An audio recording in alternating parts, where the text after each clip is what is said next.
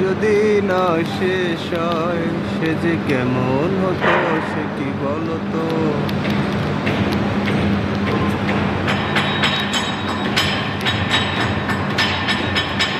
বন্ধুরা, বিল্ডিংটা দেখতে পাচ্ছেন, বাইরে থেকে সব কিছু তৈরি করছে। এই যে ছাদ, এই ছাদ এক এক পার্ট করে নিয়ে আসছে।